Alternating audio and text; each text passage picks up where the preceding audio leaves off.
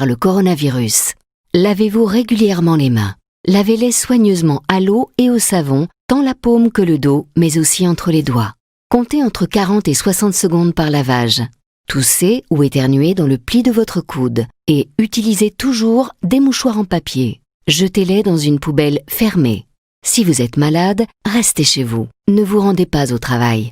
Évitez autant que possible de vous toucher le visage, en particulier le nez et la bouche, avec les mains. Évitez les contacts rapprochés et évitez les poignées de main. Prenez soin de vous, mais aussi des autres.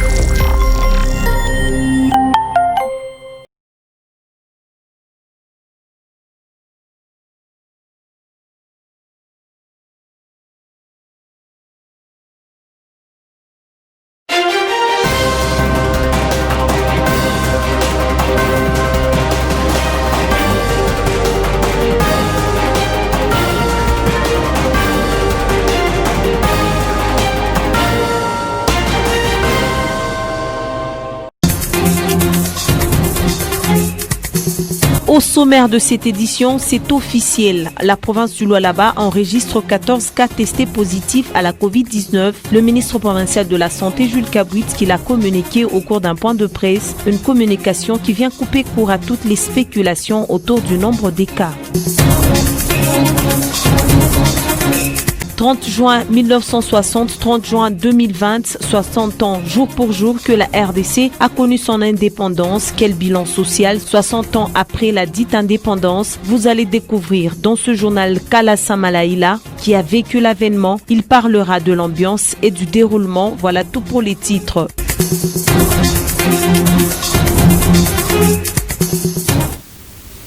Très heureuse de vous retrouver une fois de plus pour vous informer. Bienvenue à cette édition du journal. Comme je vous le disais dès l'entame de cette édition, que le ministre provincial de la Santé, Jules Kabouit, a au cours d'une communication tenue dans l'après-midi de ce lundi 29 juin au gouvernorat, annonce à la presse que la province est désormais à 14 cas dus à la pandémie à coronavirus en toile de fond à la zone de Manica. Le ministre provincial Jules Kabouit au micro de Sarah Katibi. La situation du diagnostic effectué du 25 au 28 juin 2020 se présente comme suit. Nombre d'échantillons prélevés, 28. Nombre d'échantillons analysés, 27. Nombre de résultats positifs, 13. Nombre de résultats négatifs, 14, soit un taux de positivité de 48,1%. Aux 13 cas confirmés de Covid-19 ci-dessus, s'ajoute un cas confirmé par l'INRB en date du 28 juin 2020 sur les échantillons lui transmis avant le démarrage de la réalisation du diagnostic de confirmation à Kolwezi, ce qui fait un total de 14 cas confirmés de Covid-19 pour la province du Lualaba à la date du 28 juin 2020. Les 13 cas diagnostiqués par le laboratoire de Kolwezi se répartissent comme suit, par zone de santé. Dilala, 3. Manika, 5. Lualaba, 1. Fungurume, 2. Kanzenze, 1. Et Kapanga, 1. Autre chose décrétée depuis le vendredi 1er mai 2020 par le gouverneur de la province du Lualaba, Richard Mouyej, les 2 mois de prière se sont écoulés ce lundi 29 juin 2020. La cérémonie des clôtures a eu lieu au rond-point de l'Indépendance dans la commune Manika. Le gouverneur a appelé la population de sa juridiction à observer les mesures barrières pour limiter la propagation de la COVID-19, surtout le port obligatoire des masques dans les lieux publics. Et cela fait pratiquement 2 ans que les habitants du quartier Kaeke, précisément sur l'avenue Manika 1 et 2, sont plongés dans le noir, surtout aux brûlures des câbles électriques. Cette situation les expose à beaucoup d'incidents. 2 ans déjà écoulés depuis que les habitants de l'avenue Manika 1 et 2 situés dans la commune portant les mêmes noms sont plongés dans les noirs. Une panne technique due à l'endommagement des câbles électriques qui conduisaient l'énergie électrique à 6 abonnés de la SNEL résidant dans cette partie de la ville qui serait à la base de cette situation. Malgré les concepts d'autoprise en charge initiés par Laurent Désiré Kabila, Silo Labé avait procédé à la contribution des porte-à-porte, mais malheureusement, leurs efforts se sont éteints juste après qu'ils aient payé des poteaux, comme vous explique cet habitant. Ça fait pratiquement 2 ou 3 ans comme ça, on ne fait pas du courant. Il y avait un problème technique là du câble. Jusque là, il y avait des gens qui passaient des cotisations pour rétablir ça. Les gens n'arrivent pas à répondre à cette contribution là. C'est pourquoi on ne fait pas jusqu'à alors le courant. Il y avait des responsables. Nous avons déjà le président du quartier qui est chargé de ça. Celui qui passait à tout moment, mais il avait passé à un certain moment, les gens donnaient quand même quelque chose. C'est pourquoi vous voyez des poteaux. Mais alors, à un certain moment encore, il passait pour acheter des câbles, les gens n'arrivent pas à répondre. C'est pourquoi nous ne faisons pas de courant. À en croire Silo Labé à bout des souffles, l'implication des autorités vaut son pesant d'or. Ce que je peux demander, d'avoir un peu le problème du courant, parce que le courant est très important dans la vie de l'homme. On avait dit que non, comme il y a le courant ici dans la province de là-bas, nous devons utiliser au problème des ordinateurs, mais comment on peut utiliser ce manque du courant? C'est pourquoi nous demandons un peu de nous aider d'avoir le courant, de trouver un peu des solutions, des moyens qui peuvent nous aider, qui peuvent nous permettre d'avoir un peu de câble. Ici, de noter qu'à quelques mètres de ces avenues, la lumière n'est pas à chercher, d'où l'implication de l'autorité du tutelle est d'une importance capitale. Et les taximans de la rébus cité d'Ilungu s'indignent de la tracasserie dont ils sont victimes de la part des services de l'ordre, notamment les agents de l'ANR. Ils sollicitent le soutien des autorités provinciales. Œuvrant sur le tronçon cité Manika d'Ilungu, les taximans de cette ligne disent assister à des simulations de la part des agents de l'ordre pour qu'ils tombent dans les infractions des leurs, auteurs de tracasseries dans les arrêts des bus. Hormis les PCR, les agents de l'ANR sont aussi pointés du doigt par les chauffeurs des taxis. Nous avons regretté le comportement. Nous regrettons tellement le comportement de certains agents de l'ANR. Nous savons que l'ANR est un service de renseignement avec une mission bien précise. Mais aujourd'hui, certains agents de l'ANR se méconduisent en s'ingérant dans les secteurs de transport. Ils nous tracassent, nous les chauffeurs. Souvent, ils se déguisent en clients. Ils insistent pour monter dans les véhicules, même s'ils savent bien que les nombres exigés par les autorités est à temps. Chemin faisant, ils montrent sa belle casquette de l'ANR et cherchent à nous arrêter. Pour les chauffeurs, l'avenue Kananga, non loin de la RTMA, est bien le triangle de la traque. Cette nouvelle forme de la tracasserie constitue pour eux un manque à gagner. Ils veulent une chose.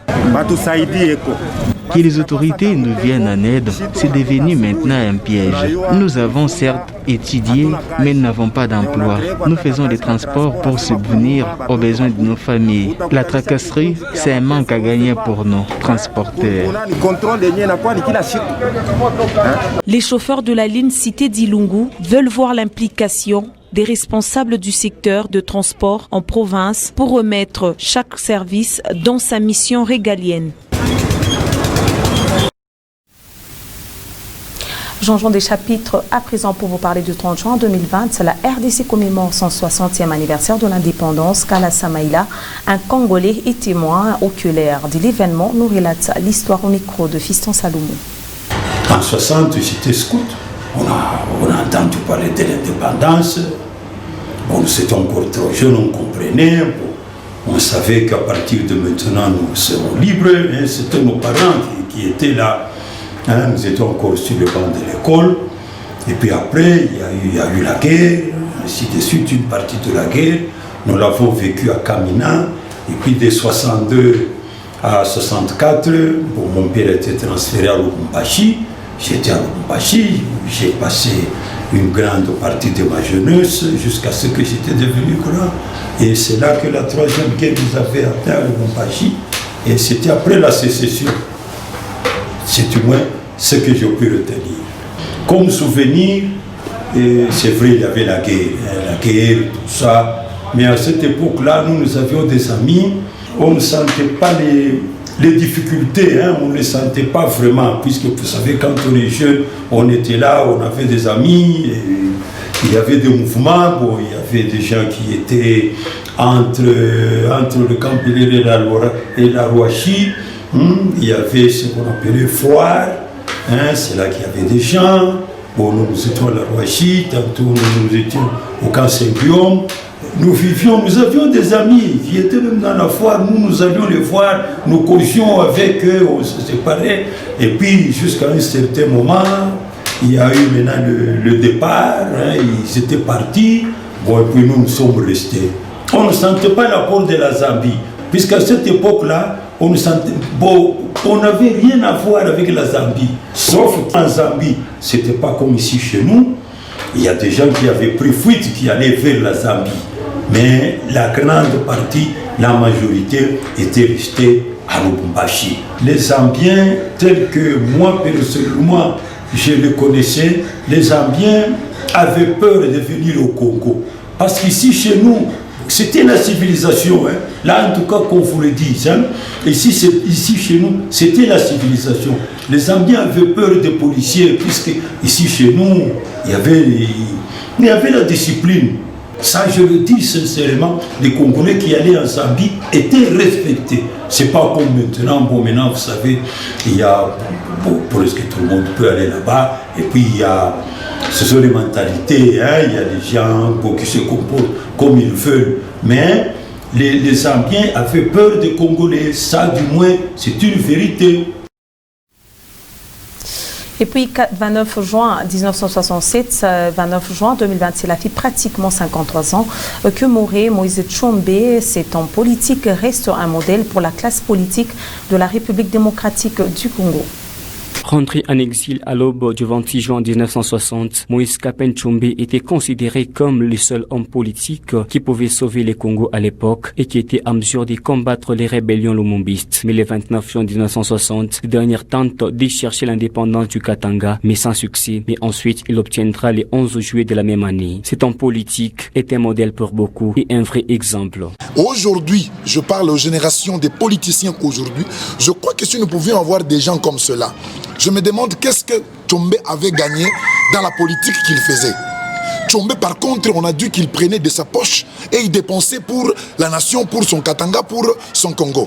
Et aujourd'hui, je crois que toutes ces visions là-bas, toutes ces idéologies, tous ces idéaux, toutes ces valeurs sont de moins en moins présentes, n'est-ce pas, dans la classe politique actuelle. Ça, c'est désastreux. Je crois que pour le respect de ces grands hommes là-bas, pour le respect de cet homme là-bas qu'on appelle aujourd'hui Moïse Tshombe, n'est-ce pas, Kapenda, c'est un homme qu'il faudrait vraiment respecter au travers la répercussion de ses œuvres, de ses valeurs. C'est comment est-ce qu'il a entrevoyé la société et non pas faire de la politique une mangeoire, mais plutôt à aller y accéder pour jouer d'une politique pure et normale. Ça veut dire diriger la communauté pour le bien-être de la population. En tout cas, c'est une icône d'heureuse mémoire, mais que la classe politique aujourd'hui ne respecte pas beaucoup, parce que lui n'a pas voulu gagner dans la politique, mais plutôt il nourrissait les autres au travers le pouvoir politique qu'il voulait avoir avec lui. Le 13 octobre 1965, le président Kasavubu le révoque de son poste de premier ministre et Moïse Kapen Tshombe s'exile en Espagne et un mois plus tard, Joseph Désiré Mobutu s'empare du pouvoir. Et c'est le 29 juin 1966 qu'il mourut en Algérie et jusqu'à présent, sa famille biologique réclame le rapatriement de son corps. Et avant de clore complètement ce journal, le déconfinement progressif de la commune de la Gambé dans la ville-province de Kinshasa a été effectif ce lundi 29 juin, comme annoncé le gouvernement central 48 heures plus tôt. Le respect des gestes barrières édictés par les autorités doivent être scrupuleusement observés.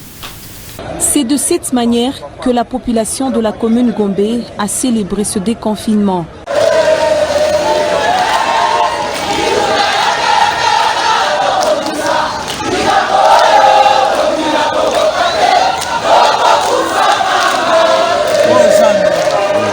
Chose promise, chose due. La commune de la Gambé, centre des affaires dans la ville-province de Kinshasa, a été progressivement déconfinée ce lundi. Confinée depuis plus de 2 mois, la commune de la Gambé, premier épicentre de la pandémie à coronavirus dans la capitale quinoise, avait été isolée dans le but de limiter au strict maximum la propagation de la Covid-19. Toutes les voies sont donc libres. La population peut dorénavant accéder à la dite commune sans trop de gymnastique. Le marché central de Kinshasa, situé dans la commune de la Gambé, restera pour le moment fermé. Il en est de même pour les lieux des cultes, bars, les écoles. Sur ce, les vendeurs du marché central Zindo ont assiégé ce lundi 29 juin dans la matinée l'hôtel de ville. Ils sont contre la mesure du gouverneur de la ville de garder fermé le marché central alors que les vendeurs veulent reprendre leur activité génératrice des revenus. Pour rappel, l'équipe de riposte contre la Covid-19 invite la population de Kinshasa à être prudente et à respecter scrupuleusement les mesures barrières pendant cette période de déconfinement progressif afin de limiter la propagation du coronavirus dans la ville.